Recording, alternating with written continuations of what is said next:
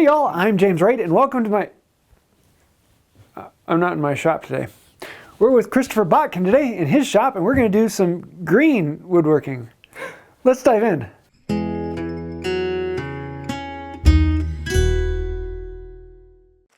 Welcome to the Forest of Georgia. We are going to be going to the shop of Bucksaw Woodworks today and we're going to be making a shrink pot.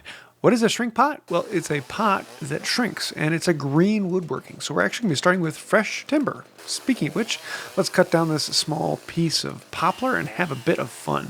It's a small piece of poplar. It's about 3 inches in diameter. Somewhere around 3 to 4 inches is what you're looking for. A lot bigger than that, and it shrinks a lot more, and smaller, and it doesn't quite shrink enough. And then we're going to cut it down into something around 6 to 8 inches long. And green woodworking, the one big thing about it is that it is much, much easier. It is very simple to cut the grain because everything holds together and it doesn't tear out quite as easily. Now, the problem is it is going to move because it is green, and so it's going to shrink and change a lot. So you have to have that in mind that everything you make is going to change. We're going to try cutting this off with the big crosscut saw as well as the buck saw because we are at Bucksaw Woodworks. Once we get these to length, now we need to start hollowing these out. We're going to put a hole all the way down through. So we get our biggest auger we can get and start boring. Yes, this is a boring project because we are basically just making a hole in a log.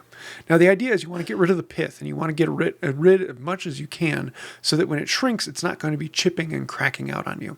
We want to take away a lot of the material so that we've got some space to work with. So we're going to take it back to somewhere around an 1/8 inch to a 1/2 inch away from the outside. Christopher is going to be cleaning out most of his with a knife, and then this is actually a hook knife. He opens up the outside edge with a regular knife, and then you can just come in with the hook knife and slowly work it around. And you get these chunks that just fall out. And it's a surprisingly fun way of doing it. It's a little bit slower than the method that I'm going to be using, but it is really enjoyable. And you get a nice, clean, smooth inside. It takes a bit of time and a bit of patience, but it's a nice thing you can do while just sitting down around the fire and enjoying the time with other people. For my method, you're going to need a bench and a chisel. And my method is, it's more banging and pounding and bashing, and that kind of fits my style. Here I'm actually using one of Christopher's big pig stickers. You can just put this in there and bash it down in. We're opening up the hole, and I'm just going as far in as I can. And in most cases, I'm going all the way through. And as the hole gets bigger and bigger, it becomes easier as these chunks have a place to go. And I'm going to get it back relatively close to the line and then come in with a gouge. And the gouge then has a rounded surface to actually clean out the outside.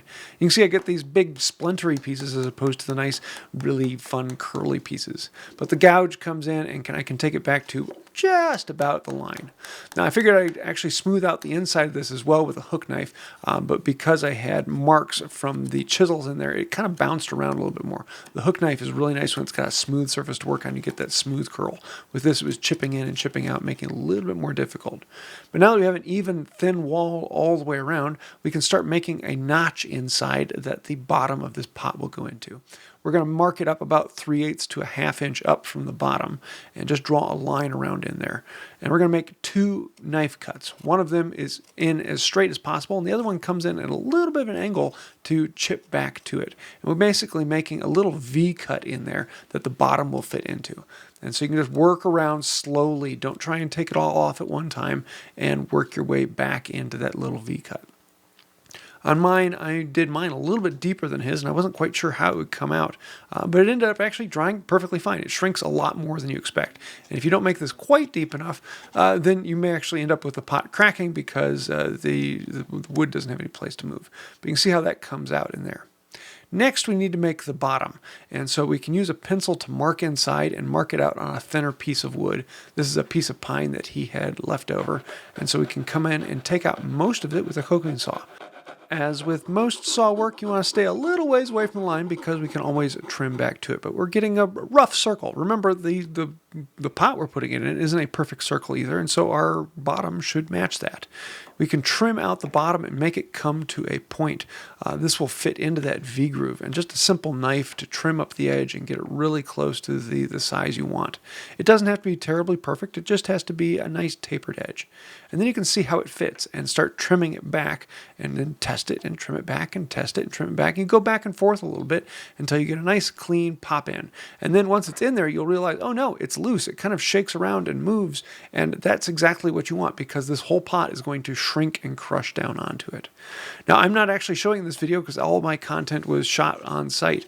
But if you actually want to see a little more detail and information, you can head over to Christopher's channel. I'll have a link in the description. And he goes into a lot more detail, as well as shows the finished product and some of the finishing you can do after all of this. On mine, I'm just going to chamfer the corners, top and bottom, and trim off the bottom and make it nice and smooth and clean. Christopher actually ended up making two in the time I made one. He's much better at green woodworking. It's something I don't do a lot of, and I always like working with people who really can do their stuff well. You can see his fit is actually a little bit tighter than mine. He kind of pounds it down in there, and then it pops in place, and it's not quite as rattly as mine, and it gives a nice tight seal. If you do it right, you can actually make this watertight, though it requires it to be really nice. Happy. So there you have it.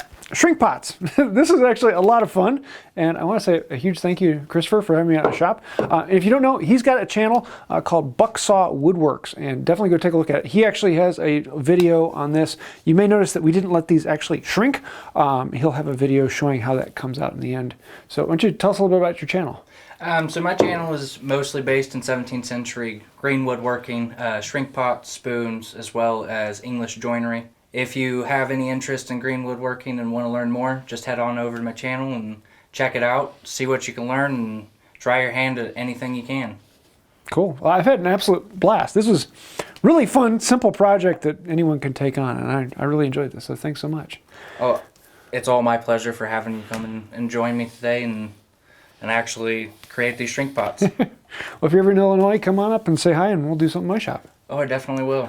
I want to get my hands on some of those tools. That collection is ridiculous. So I think that'll do it for now. If you have any other questions, thoughts, ideas, then head over to his channel and ask him rather than putting it in mine.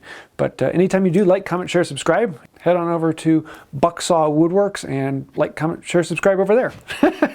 So thank you all for coming. And I do want to say a huge thank you to all the people over there on the other side of Chris. Those are some of the patrons on Patreon, and without patrons, we wouldn't be here. You guys are the ones that actually allow me to go on trips and go to other people, and so we want to do some more of that in the future. So if you like that, think about becoming a patron. We're going to be changing up some more things over there soon, so stay tuned. But I think I'll do it for now. Until next time, have a wonderful day. I don't do a lot of green woodworking. I'm not one of those hippy-dippy people, but honestly, this might get me to go green. Oh wait, green woodworking? Shrink pot? Are we turning into one of those channels?